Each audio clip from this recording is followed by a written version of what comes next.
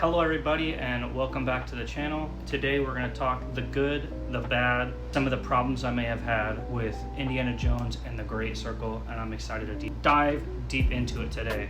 So as always, we're going to start with the complete in-box experience. Obviously they're PS5 games, so there's not much to it. Indiana Jones and the Great Circle. Uncover one of history's greatest mysteries as Indiana Jones. The year is 1937. Sinister forces are scouting the globe for the secret to an ancient power connected to the Great Circle, and only one person can stop them, Indiana Jones.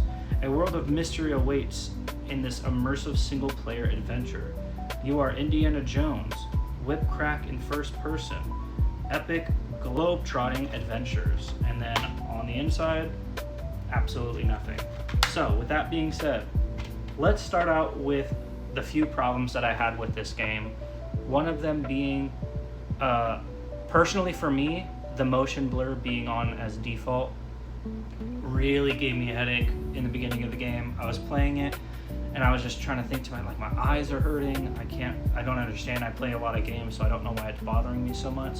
If you guys have motion sickness in the car or anything like that, I highly just advise you go into the settings and turn motion blur off, because as soon as I did that, everything else was fine.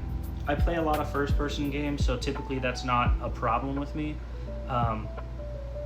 But for some reason, this one, I don't know if it runs on 30 frames a second, if it runs on 60 frames a second, if it's a locked 60 or a locked 30, but it was honestly giving me a headache. And if you guys do experience that, for me personally, it helps just going back and turning off motion blur.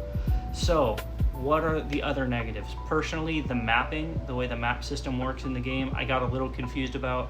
I understood later on in the game how it worked, but I would go to one area because you get these side objectives. I'll go ahead and put up what they're called right here. I can't remember exactly what they're called. And it wants you to go do a certain thing. You don't have to, you can just do the main story, and that's going to be perfectly fine if you want to do that. But sometimes I'd be in one area, I'd pick up a side objective, and I'd have to go back to another part of a map. But I mean, the positive with that is you can fast travel to any location you've already been to, so that's super simple for cleanup purposes. But that just kind of got annoying. I've never been really a big 100% completionist with this game, but there are moments in this game where I was like, oh, let me just go do this real quick, especially when it comes to money. With that being said, make sure you're just looking around throughout the whole game. Always looking for second paths, anything you could possibly pick up. The good thing with this game is that all the objects kind of highlight themselves white when you're near them. I don't know if that's a certain setting, if you could turn that off, if that bothers you too much, but that makes it real easy to go ahead and pick up everything and make sure that you don't leave anything behind. So that's a very big positive. As long as you're kind of just exploring every nook and cranny, I know that sounds like no duh, if you find everything in the game is going to be easy. But it's not even like I went that far out of my way to figure some of this stuff out. There's two paths. I think the right path is the main objective, so I just go down the left path real quick. They're typically not even that big. Some areas near the middle/end of game become a lot bigger, like the swamp area where you fight a massive snake. That becomes a pretty big area, and it's probably because they had to fit a massive snake boss in that area. But besides that, the desert area is kind of big. It is pretty open, so that's a little weird. There's not much going on in that area, but again, when you do a lot of the side objectives, I'm sure that's going to help make that not feel so empty. So there's that as well. The characters, the love interest in this game is fantastic. I did talk to one of my best friends, and I was curious if in the sequel, I was like, do you think they'll bring her back? I'm pretty excited for this. And he said that in the movies, a lot of the movies, every single movie, he had a different love interest. So I wonder if in the sequel, that's going to be a thing. Speaking of sequels, Indiana Jones is going to be getting a sequel. Who does this? It is Bethesda with Machine Games and Lucasfilms. So obviously with Disney owning the rights with Lucasfilms, Machine Games are the people that went ahead and made, I can't remember, I'm blanking so hard on it. Machine Games made Wolfenstein series. Sorry, there's a lot of, I don't ever write a script for these videos. I just talk about the games as I've played them. So I've got to dig deep down in that memory and try to remember certain developers. I've never played the Wolfenstein series. I feel like they are fantastic games from everything that I've heard. And it's like, of course they would make an Indiana Jones game. They love the Nazi storyline and all of that. So it's like Indiana Jones punches Nazis all the time. That's kind of the running joke for that. So I'm really not surprised that that's what they did. The story overall, I'm not really going to get too much into it because I don't want to ruin it. Granted, the game came out, this says 2025, probably 2024. All you need to know about the story is if you like Tomb Raider, if you like Uncharted, think of Uncharted and Tomb Raider, but with a lot more stealth. I mean, you can shoot, but when you shoot, the enemies all hear you and they all come storming at you and you don't have very many bullets. I can go ahead and tell that this game, the developers really wanted you to not shoot your way out of problems, and that's okay. I mean, some games are meant to be played stealthy, and I think this game did a fantastic job with it.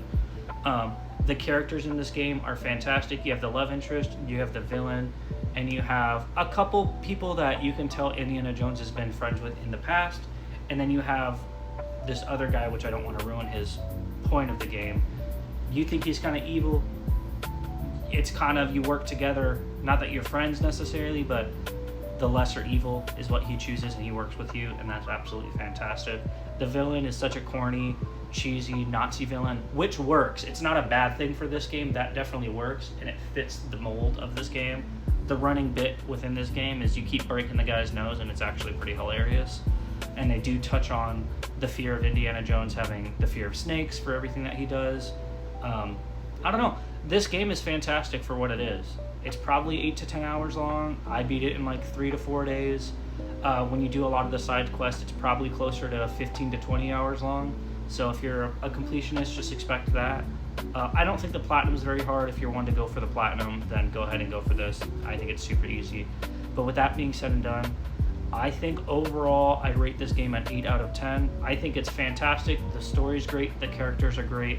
The adventuring is great. It really gives you a reason to go do the side quest because it gives you points to then level up.